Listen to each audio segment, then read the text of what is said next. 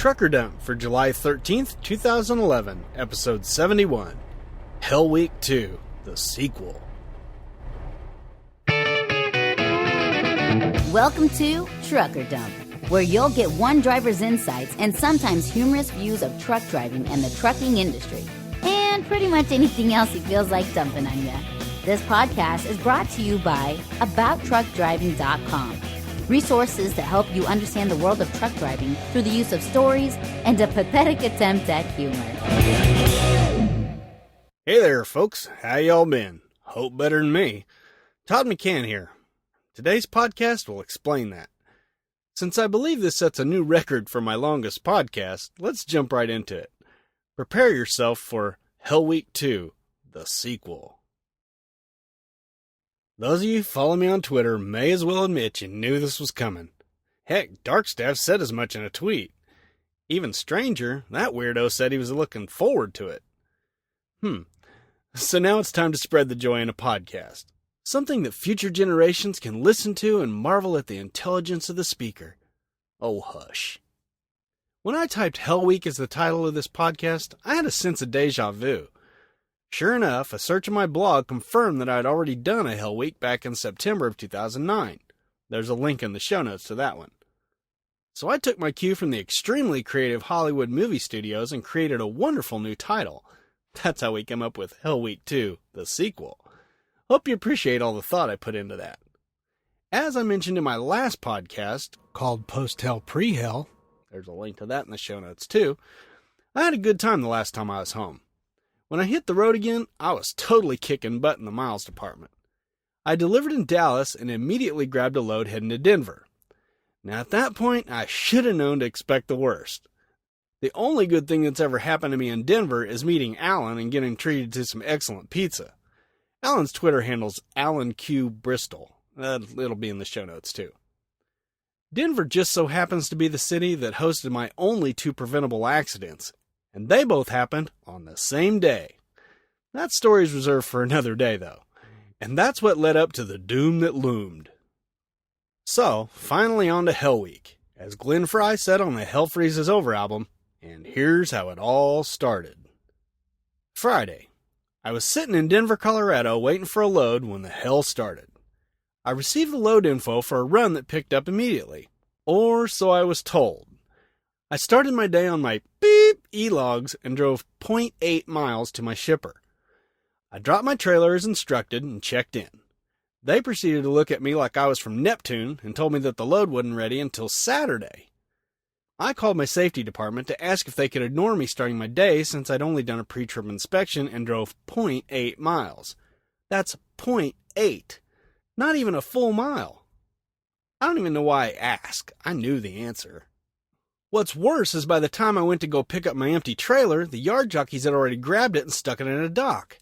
I asked to get it back, but they had already begun to load it with product that another driver was going to take. Surprisingly enough, I got another load about 3 hours later. I was shocked to see it picked up 538 miles away in Omaha, Nebraska. Hey, it doesn't matter to us company drivers. We get paid for every mile, loaded or empty. So off I went. Saturday. It was just after midnight on Saturday morning when the attack came. A deer came out of nowhere and we collided with both of us at full speed. I pulled to the shoulder to assess the damage. The grill was gone. My left headlight and signal lights were out. My bumper was cracked and was stuffed with deer hair. Or is it fur? Heck, I'm no outdoorsman, as you can tell. I checked the rest of the truck and didn't see a drop of blood anywhere, but I knew the deer was history. I could see where the antlers hit the radiator. It was pretty hard to miss with the coolant gushing out. Okay, now I'm in a hurry. No time to go back to check on the deer. Besides, that's a few weeks of supper for some redneck family. Don't thank me, I just like to do my part to help society. I'm very giving like that. Anyway, it's too bad my truck is speed limited. I had about 8 miles to get to the next truck stop, about 20 to get to one with the shop. After calling my maintenance department, my goal was the shop. I got about 4 miles before the engine overheated and shut itself off. I coasted to the shoulder, shaking my head in disgust. My plan was to let the engine cool and run it again until I got to the shop. I went to open the hood to help the motor cool, but it felt like it was going to come off the hinges. I rethought that strategy and left it in place. The last thing I needed was a hood lying on the highway. Unfortunately, I had to readjust my plan when it took an hour to cool down enough to run again. Now my goal was the first truck stop. I had gone 4 miles the first time, so I figured I could make it with one last 4-mile sprint. I had gone 3 miles when I saw the flames. Yes, I said flames. Wouldn't you know it, it's 2 a.m. in the middle of Nebraska, and this is where a big rig catches on fire. I pulled to the side of the road again, watching my e-log count down. If the road didn't clear soon, I'd have a log violation on my hands. Then again, at least I wasn't roasting marshmallows on my truck. I finally pulled into the truck stop about 10 minutes after my log ran out. Of course, there wasn't any parking, so I had to go across the street and park in a hotel parking lot. I called maintenance again, and they asked if I wanted to get a hotel room there. Since the weather was nice and cool, I passed. I think me not wanting to go to hotels is a remnant from days past when the evil overlord was out here with me. I hated having to pack up all our crap and lugging it to the hotel. I will go to a hotel if the weather sucks, but only then. The next morning, I found a spot at the truck stop and called in again. I was informed no one would be towing me until Monday morning, mainly because the local international dealer was closed on the weekends. While that wasn't exactly happy news, at least I had access to a shower and a microwave, so I wouldn't starve or smell any worse than I normally do. I didn't even ask for a hotel room. Now, why doesn't my company love me more? Sunday. To my surprise, the tow truck driver showed up on Sunday afternoon. Apparently, he'd been having Sunday lunch at his mother's house, which was close to me. I sat in my truck the rest of the day outside the international dealer. Thankfully, there was a convenience store right across the street. I worked on my new website and got a lot accomplished for once. Had a lot of good Twitter time, too. Thanks to everyone for keeping me in a good mood that day. Monday. I checked in at the shop as soon as the door opened. By noon, they had evaluated the damage. Apparently, there are only 2 styles of radiators used in that year of truck. They had one in stock. Of course, it wasn't the one I needed. This is Hell Week, you know.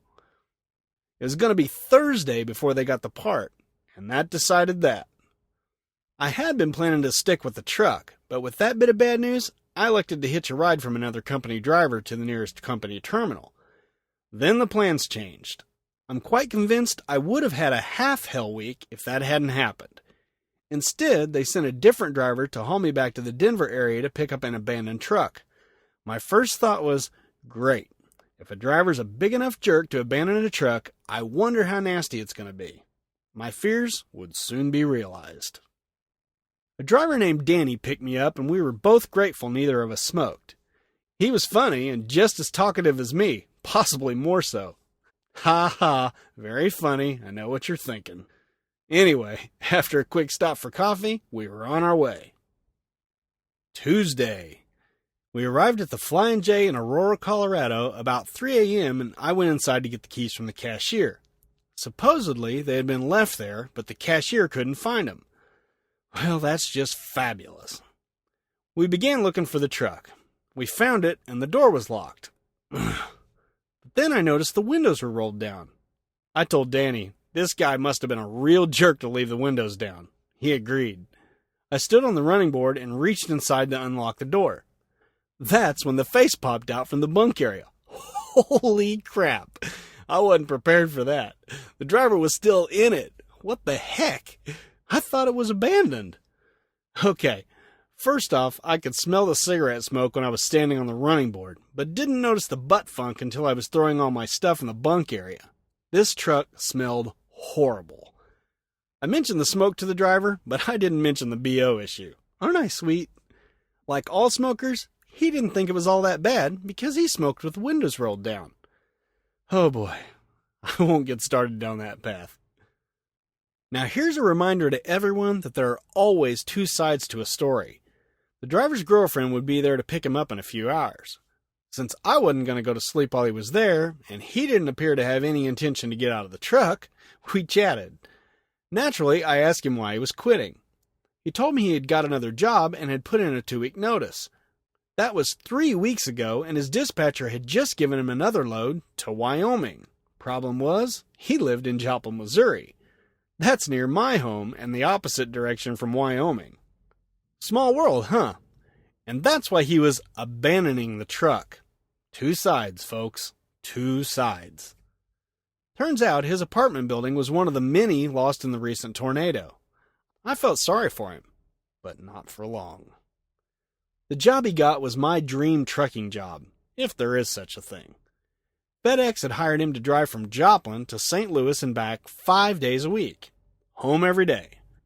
I've been looking for something like that for years, so I asked him how he landed a sweet gig like that.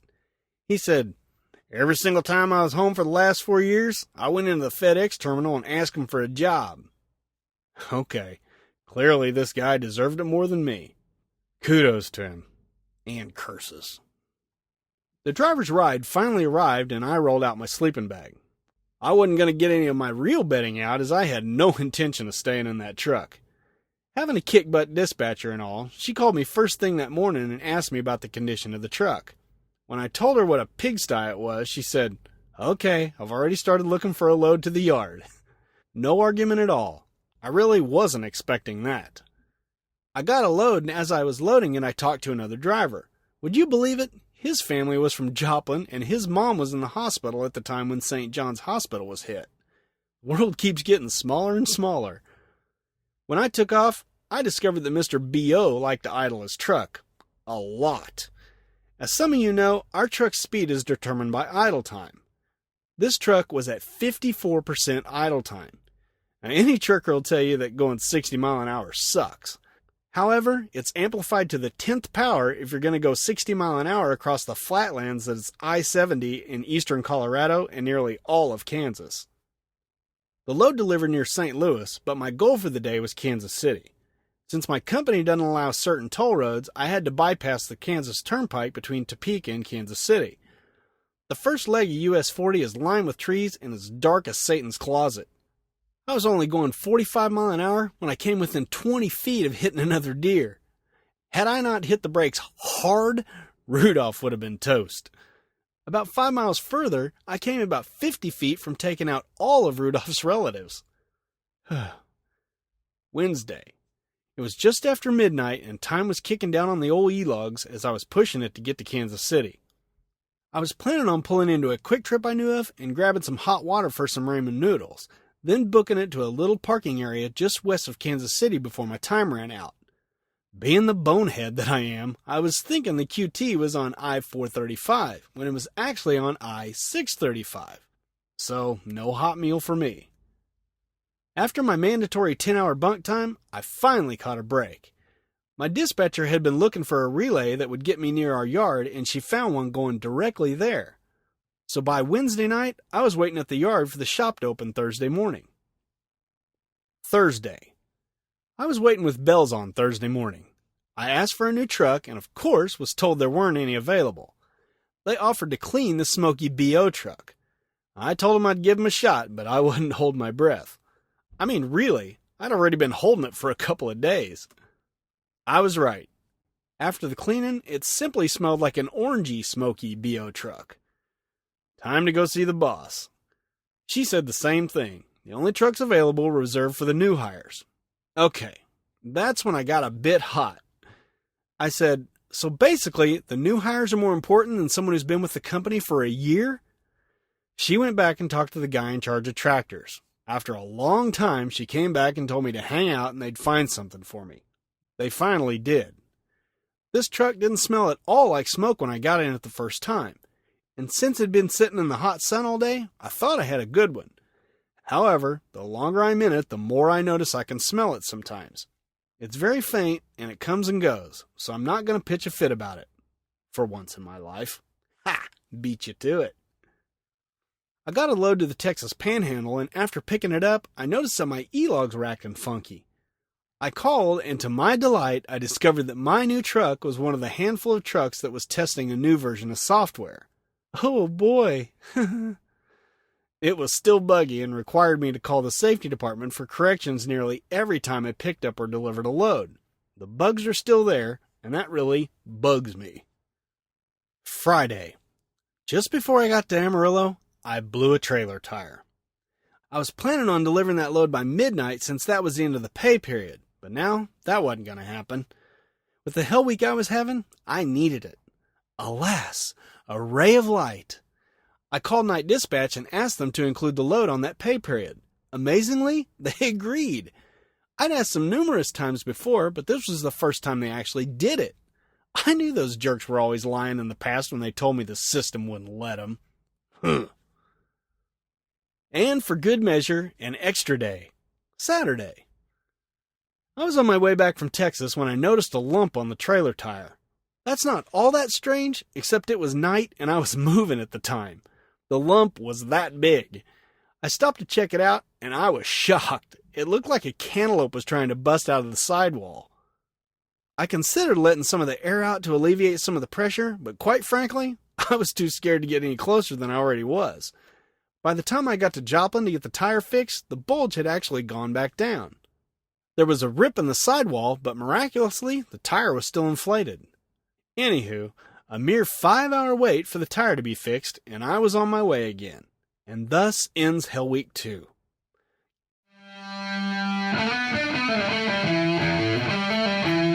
Well, folks, no comments to speak of on the Post-Hell Pre-Hell podcast. I had lots of people on Twitter expressing their well wishes for my family, but I didn't figure that's anything y'all would want to hear. I do appreciate it, though. But I'm hoping to have some horribly awesome comments next time. Write in and tell us about your own worst Hell Week. You can leave a comment on the blog by typing Hell Week 2 into the search bar at abouttruckdriving.com, or you can email me at truckerdump@gmail.com. With the 140-character limit on Twitter, it might be a bit hard to tell me about your Hell Week, but you can still give me a holler by following @ToddMcCann. That's 2 D's, 2 C's, and 2 N's. Hope to hear from you soon. So until next time, drive safe and stay out of my way.